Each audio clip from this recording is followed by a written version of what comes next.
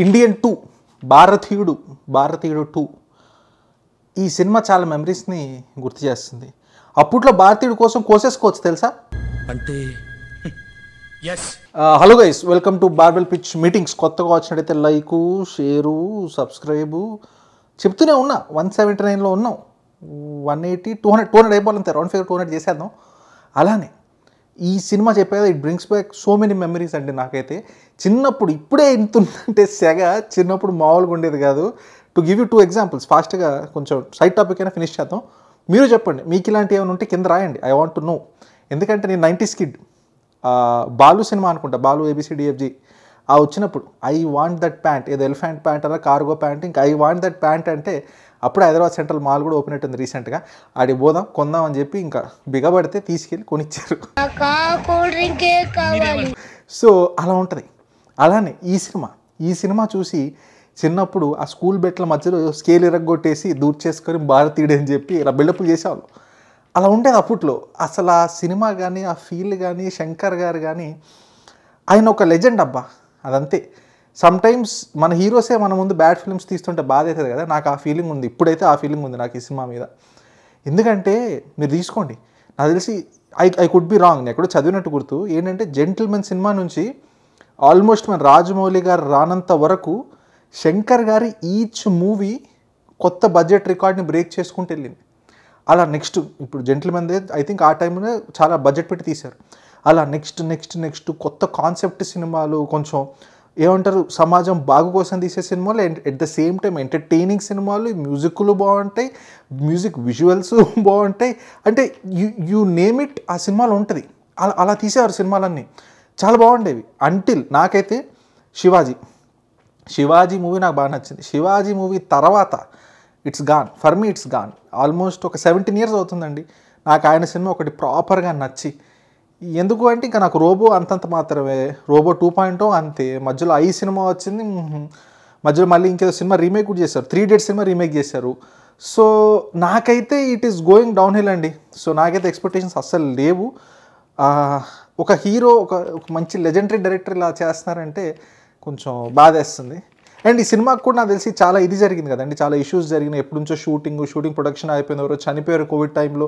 మళ్ళీ వీళ్ళు మా సినిమా వదిలేసి రామ్ చరణ్ గారితో సినిమా ఎలా చేస్తామని చెప్పి కేసులు వేశారు. మళ్ళీ ఇంకేదో ప్రొడక్షన్ వచ్చింది. ఇన్ మై ఎక్స్పీరియన్స్ పనిచేయలేదు కానీ చూసినంత వరకు సినిమాలో చాలా ప్రొడక్షన్ ఇష్యూస్ గుంటూరు కారంక అయినాయి, ఇంకా వేరే సినిమాలకు కూడా అయినాయి. అలాంటి న్యూస్ చాలా వచ్చినప్పుడు more often than not product కొంచెం వీక్గానే ఉంటుంది.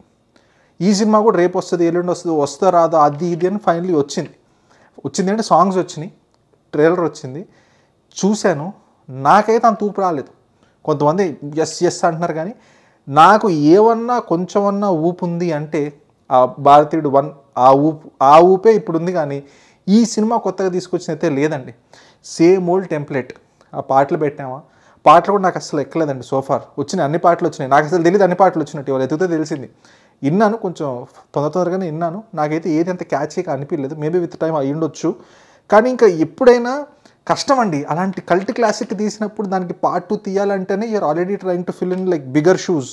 అది అవ్వదు, మోస్ట్ లైక్లీ అవ్వదు. అయితే హ్యాపీయే, నాకైతే అనిపించలేదు. అండ్ ఇప్పుడు టైం మారిపోయిందండి, పీపుల్ హ్యావ్ ఎవాల్వ్డ్. మీరు ఒకటి రాయండి కింద, ఎవరో ఒకరు ప్లీజ్ ఒక కామెంట్ రాయండి, సాంగ్స్ ఇంకా ఉండాలా ఇలా లైక్ రిచ్ ఈ టైప్ ఆఫ్ సాంగ్స్ ఐ సినిమాలో ఉంటుంది కదా, ప్లస్ ఇందులో కూడా క్యాలెండర్ సాంగ్ అని ఉంటుంది, గూగుల్ చేసి చూడండి. అది అవసరం ఇలాంటి టైంలో.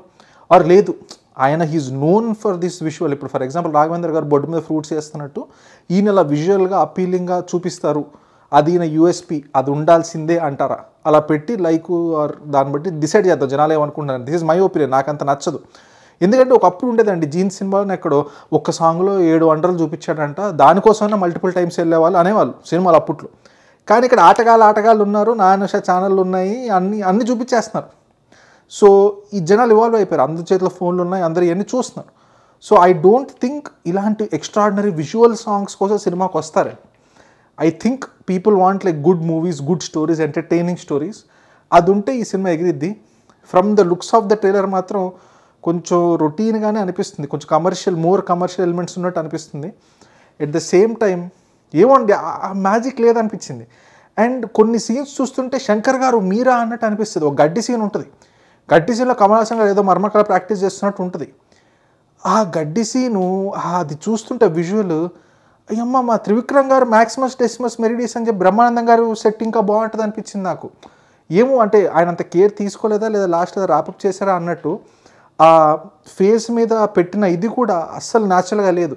ఇన్ఫ్యాక్ట్ పాత భారతీయుడు ఇంకా న్యాచురల్గా ఉండేది అనిపిస్తుంది. ఆ ముడతలు కానీ అది కానీ సరే ఇంకా ఏజ్ ఎక్కువైంది, బట్ ఆ ఫేస్ మీద పెట్టిన effect it could have been better. అంటే ఇప్పుడు కల్కిలో కూడా చూపిస్తారు, కల్కిలో చూడండి కమల్ హాసన్ గారు ఎలా ఉన్నారు. అది ఏమండి I don't know how to tell it, కానీ ఆయన మేకప్ మాత్రం పండలేదు. అండ్ అసలు భారతీయుడు వన్ భారతీయుడు ఎందుకు హిట్ అయింది నేను చెప్పనా, నాకెందుకు అట్లీస్ట్ నాకెందుకు నచ్చేదో చెప్పగలుగుతాను. అసలు ఆ ఎమోషన్ బేసిక్గా ఫాదర్ సన్ మధ్యలో ఉండేది. I think that is the main thing. అక్కడ కూడా హీరో నరికేశాడు అలా కాదు, సొంత కొడుకే. ఆ సొంత కొడుకును కూడా రూత్లెస్ విలన్లా చూపిరు. అక్కడ పరిస్థితుల ప్రభావంతో ఒక తప్పు చేసి ఆ తప్పుకు ఇంకోటి ఏం చేయాలి తెలియక ఆ మంచోడే కానీ తప్పుటడుగు లేసాడు. కానీ కొడుకే రూలే అని చెప్పి ఒక పెయిన్తో చంపుతాడు. అది దా ఎమోషన్. అది నాకు అది బాగా కనెక్ట్ అయింది. రూల్ అంటే రూలే, కొడుకు అంటే కొడుకు, అందుకు అది ఎగిరిపోయింది ఎక్కడికో. దట్ ఈస్ ఓవర్ వన్స్ అది డన్. ఇప్పుడు ఇంకో కొడుకున్నాడని చెప్తారా, అనలేరు కదా. సో ఇప్పుడు ఉన్న విలన్ తీసుకొచ్చి వాడు ఎదవా, వాడు villain just because is villain ఆయన చూపిస్తున్నట్టు అనిపించింది నాకు. You see those rich people going around SJ Surya వాళ్ళు వీళ్ళు. సో ఆబ్వియస్లీ చూపిస్తారు వాడు పెద్ద విలను, డబ్బులు అందరూ దోచేసుకున్నాడు, వాడు పెద్ద విలన్ ఇష్టం శివాజీ సినిమా టైప్లో మనోడిని చంపేస్తాడు. సో ఇక్కడ వన్లో ఉన్నంత ఎమోషన్ లేదు, ఆ వన్లో ఉన్నంత కనెక్ట్ లేదు. అండ్ కొంచెం మాస్ మసాలా చేస్తారు. నాకు గుర్తున్నంత వరకు భారతీయుడి సినిమాలో ఆ ముసలిగా ఉన్న సేనాపతి వెళ్ళి 10 మందిని రపా కొట్టడు, షెట్టులు ఇప్పి కొట్టడు. చాలా పకడ్బందీగా ఆయన అడ్వాంటేజ్ ఏంటి, ఆయన ముసలాయన దాని అడ్వాంటేజ్ కింద తీసుకొని తక్కువ అంచనా ఏపించుకొని అటాక్ చేస్తాడు. అమ్మాయి షెట్లు ఇప్పేసి స్లో మోషన్ ఫైట్లు అంటే ఏమోనండి. అండ్ ఏజ్ వైజ్ కూడా కొంచెం ఈ ఏజ్లో ఆ స్టంట్స్ అంటే కష్టం కదా. సరే ఎలా చూపిస్తారో చూద్దాం, చూస్తే ఇంకా క్లారిటీ వస్తుంది. బట్ ఉన్న విజువల్స్ ప్రకారం చూస్తుంటే మాత్రం నాకైతే నమ్మకం రావట్లేదండి. I'm sure I will be disappointed. సినిమాకి అయితే వెళ్తాను, ఒక 25% హోప్ అయితే ఉంది, ఓన్లీ బికాస్ ఆఫ్ భారతీయుడు 1. శంకర్ గారితో కష్టమేనండి చెప్పగా, లాస్ట్ 17 years నుంచి నాకైతే బాగా నచ్చిన సినిమా ఇది రాలేదు. హోప్ఫుల్లీ ఇదైతే గేమ్ చేంజర్ మీద కొంచెం ఆశ పెరిగిద్ది, లేకపోతే రామ్ చరణ్ గారికి కూడా కష్టమే. సో ఇది ఈ ట్రైలర్ రివ్యూ తక్కువ సోది ఎక్కువ చెప్పినట్టు అనిపించింది నాకైతే. మీకే అనిపించింది కింద రాయండి. బట్ సింప్లీ చెప్పాలంటే మామూలుగా నాకు అంత ఎక్కలేదండి సినిమా, క్వైట్ ఆనెస్ట్లీ. మీకే అనిపిస్తుంది కింద రాయండి. చూసిన బాగా పిచ్చి మీటింగ్స్ కలుద్దాం మళ్ళీ వచ్చారు. Thank you.